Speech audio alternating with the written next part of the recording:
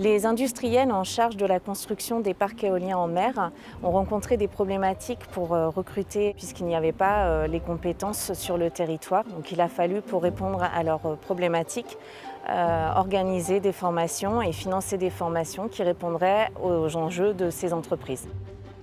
2 formations forment au métier de la maintenance. Le titre professionnel technicien supérieur de maintenance en éolien qui est préparé au centre AFPA de Ifs et le BTS maintenance des systèmes option système éolien qui est préparé au GRETA de Fécamp. Dans ce lycée, il y a un BTS maintenance des systèmes avec l'option éolien. On est 11 établissements à faire en France uniquement. Il y a 2 groupes de catégories d'étudiants, ceux qui ont un bac professionnel, quelle que soit bien sûr leur spécialité, mais plutôt une spécialité industrielle, et des étudiants qui ont passé un bac STI 2D.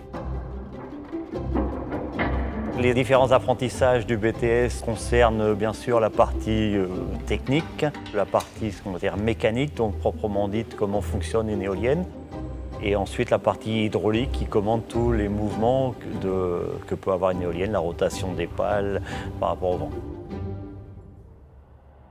2 autres formations sont proposées sur les métiers de la stratification et du composite, sur les centres AFPA de Caen et du Havre.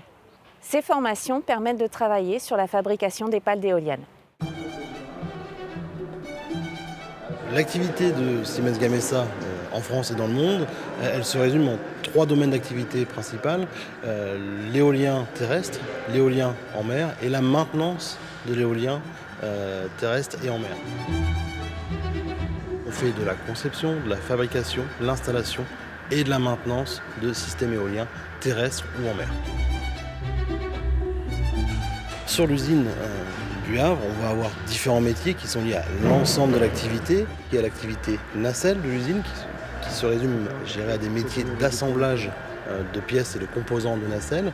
Les métiers qui sont liés à la fabrication de pales, mais aussi également la production de pales avec le drapage, l'infusion de résine et ensuite la réparation.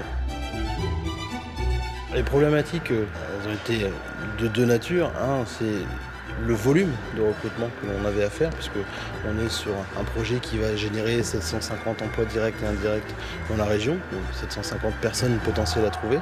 Et puis, en termes d'emploi, c'est trouver les compétences qui sont par définition inexistantes sur le territoire, puisqu'on crée une usine et on crée une nouvelle activité. Les solutions qu'on a trouvées pour pouvoir pallier à cette situation, c'est avant tout de s'ancrer localement et de travailler avec les partenaires locaux. Le taux d'insertion est élevé par rapport à des filières, autres filières de BTS. En gros, 60% de nos étudiants trouvent un emploi dans la filière au bout d'1 année. Le bassin d'emploi est un bassin national, voire même international, donc pour l'instant uniquement sur des éoliennes terrestres, mais justement avec la construction des nouveaux parcs éoliens offshore en région de Normandie, nos étudiants pourront postuler effectivement sur ce genre de poste.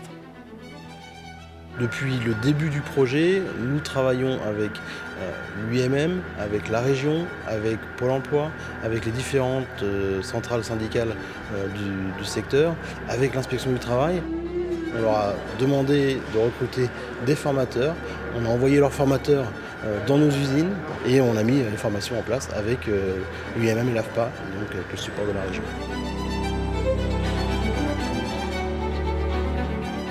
Ces 4 formations sont proposées en alternance, avec des périodes en centre de formation et des périodes en entreprise. Ce dispositif permet aux stagiaires de pouvoir exercer leur futur métier dans des conditions réelles. Tous ces dispositifs permettent de répondre aux besoins en recrutement des entreprises telles que LM Wind, Siemens Gamesa ou EDF.